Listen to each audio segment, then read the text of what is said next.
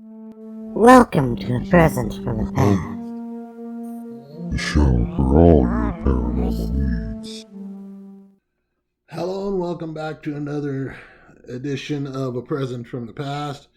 Again, my name is Weldon Trantham. Unfortunately, Natasha was unable to make it tonight, but as they always say, the show must go on. Today's episode, I'm going to discuss Hell's Gate and Screaming Bridge in Arlington, Texas. And then I'm also going to discuss some of the questions I get when people find out I'm a paranormal investigator.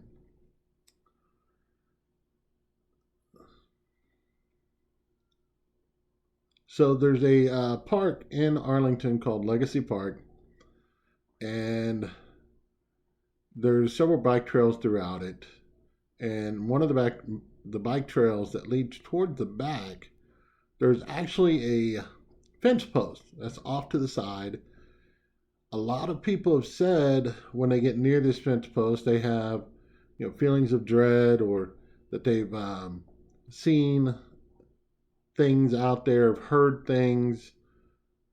And the story to Hell's Gate is that back during the Civil War, the Southern soldiers would take Northern soldiers who either they thought were spies or um, anybody that betrayed the South or whatnot, and took them out and hung them, and supposedly walked past or walked through this gate at the time, which now is, from my understanding, almost impossible to find.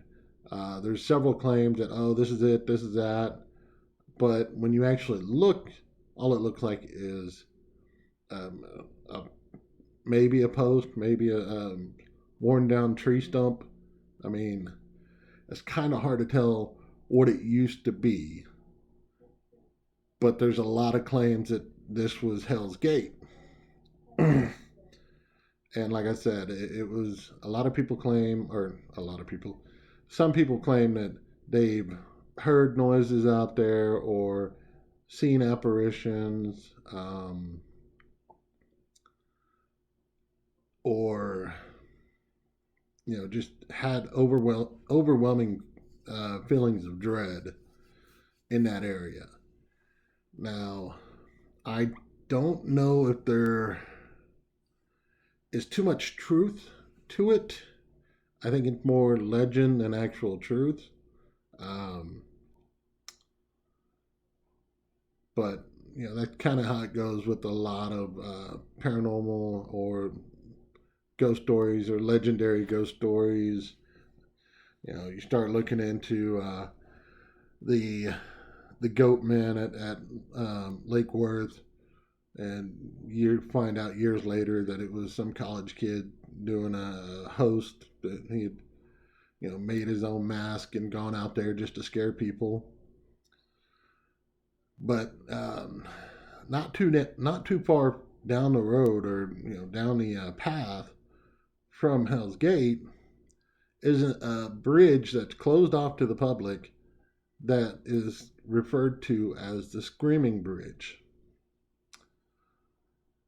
Now, the story goes that back in the, I want to say 50s or 60s, there was a wooden bridge that crossed the river right there.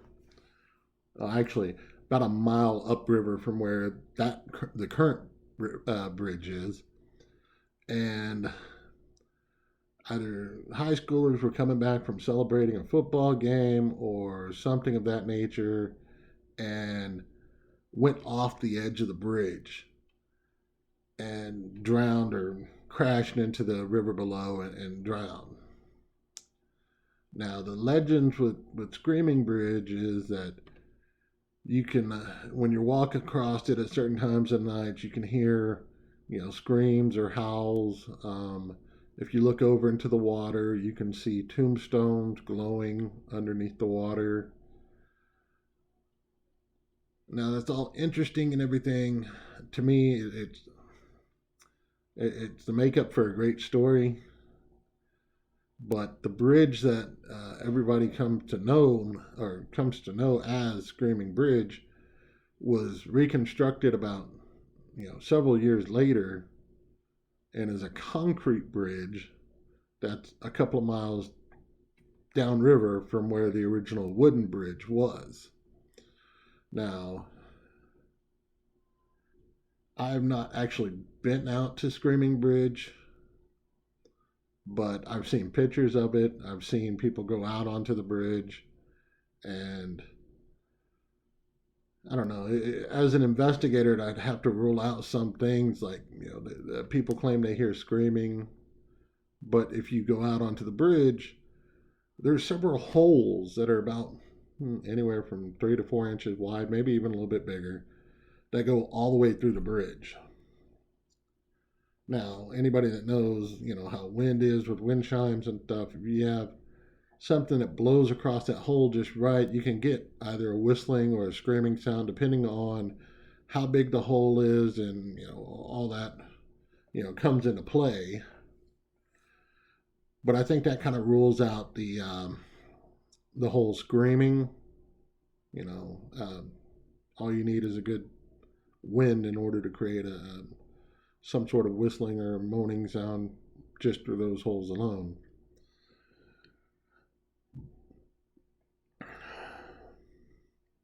Now, when you start looking at the claims of the tombstones in the water reflecting back up at you, I would have to see that to believe it. To me, it could be someone's mind playing a trick on them. They're out there, they're scared already. They see a reflection in the water and they think it's something else. Who knows? Would it be something I'd like to investigate myself? Obviously, I'm anything like that. I'm open to investigate and see what's really going on. Now, both Hell's Gate and Screaming Bridge are not too far from each other in Arlington, Texas, in Legacy Park. So it's kind of interesting that they're all right there next to each other.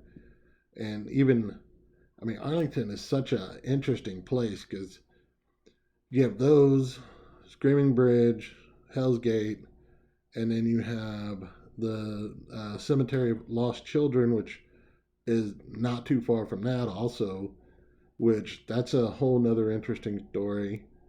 And there's one other thing out there in Arlington. Well, there's at least a couple more out there in the Arlington. Oh, well, Six Flags. Six Flags has reports of a couple of different apparitions out there. We can talk about those at some point along this journey of touching on paranormal or ghost stories that are around here.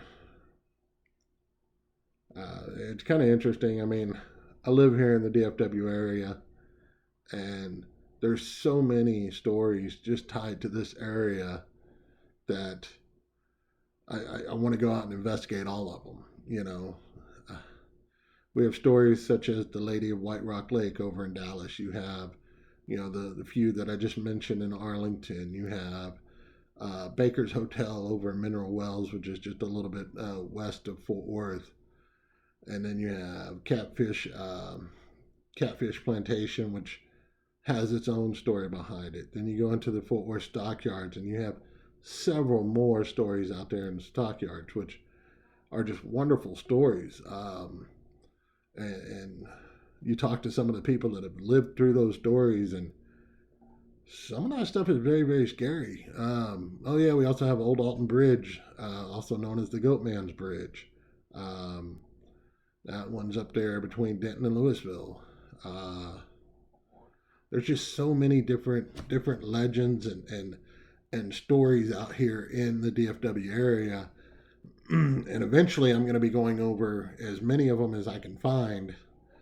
Me and Natasha will try and touch base on, like I said, as many of them as we can get a hold of. But as we're bringing you these stories of different paranormal activities or legends of Texas, I also want to touch base on maybe some of the investigative techniques that we use, or just questions that people may pose. Any of those things that to kind of answer questions for anybody that's willing to, anybody that's got questions or anybody that wants to hear. And so for today's topic, other than when it comes to some questions people ask me as a paranormal investigator, the it's kind of complicated, but it's to the point of, so you go out and you're trying to prove ghosts exist, or something to that nature, and it's kind of odd because I have to explain to them. It's like, no, truthfully, I believe ghosts exist. I've had my own experiences. I have no doubts in this world that ghosts exist. What I'm searching for as an investigator is that ultimate proof. And to me, ultimate proof is, a video with the apparition in it, a intelligent response to a question on an EVP. I mean, things of that nature to me are the ultimate evidence of paranormal existence. So, but at the same time, I'm not going to accept every piece of evidence that people turn into me as evidence of paranormal activity. I've had people send me pictures of, oh, look at these orbs around my child, or around my grandfather or whoever. Aren't those ghosts? And it's like, probably not. There's a good chance if it's an orb, 99% of the times, it's nothing more than dust. And I know some people are going to hate me for saying that, but it's true. As a paranormal investigator, if I can't completely rule out every other options when I'm looking at a video, a picture, and I can't look at it and say, absolutely, there's no way, that's nothing that can be explained. I'll have people that send me videos of security cameras, and oh, look at this, and it's like, man, that's a bug. Yeah, that's a bug that's really close to the lens, so it looks really distorted, and it's kind of hard to tell what it is. But if you slow it down frame by frame, you can see a wing or see a leg. I mean, I've seen videos that when you first look at it at normal play, oh my God, it looks fantastic. But when I slowed it down and actually looked at some of the reflections that were going on in the video, and that's when I realized that's a fly. And of course, people want to get upset with me and argue with me. Oh, no, this is a ghost. Look, you come to me, you ask my opinion, and when I tell you what it is, I'm sorry. If I don't think it's paranormal, I'm not going to rule it as paranormal, and I'm not going to, waste any more time on it.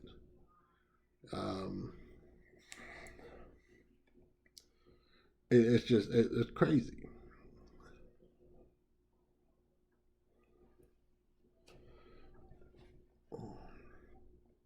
But I've had people send me videos. I've had people tell me to come out and investigate their place.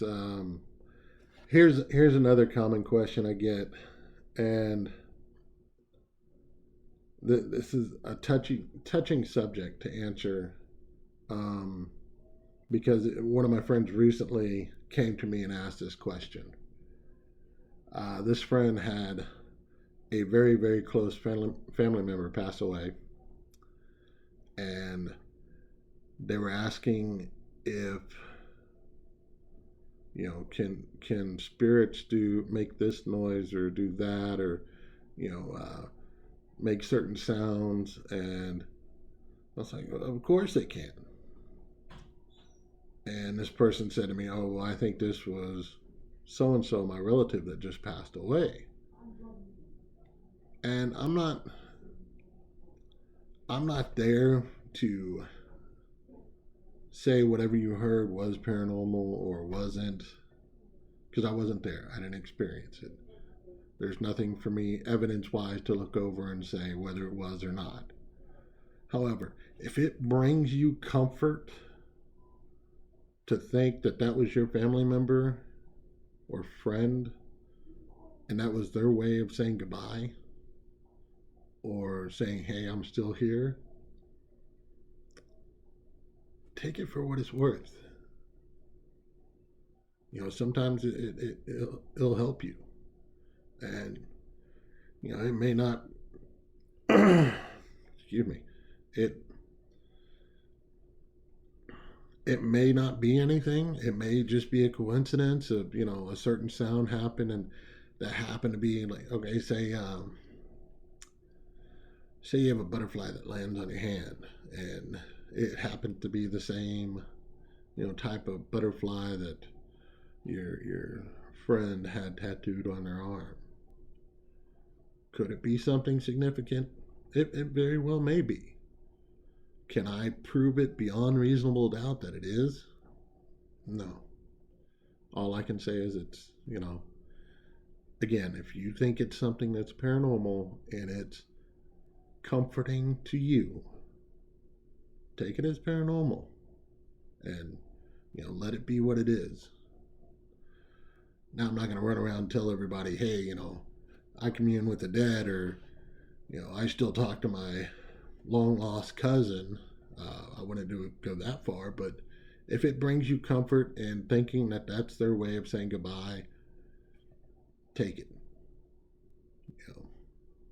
We all need a little bit more comfort in this world.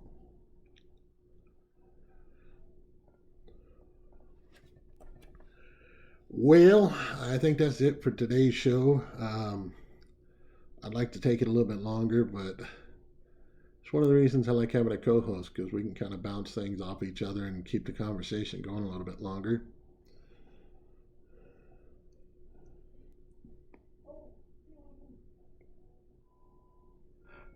Excuse me. Wow. A little bit of heartburn creeping up on me. But, it is what it is. We are going to be trying to put out another episode at least once a week, whether I do it myself or I get Natasha's actually able to come out and help me. And I can't be upset with Natasha and everything like that, because I work weird hours. I work in the service industry, so anybody that works in the service industry knows we work weird hours. I don't get weekends off like the normal person does. Sometimes I'm working mid, sometimes I'm working late, and today was kind of a last minute thing because I saw that they just put my schedule out and I'm working the next 6 days straight. So it's like I have no choice but to try and get something out done today. Otherwise, it's going to be another week before I can get an episode out. Now, granted,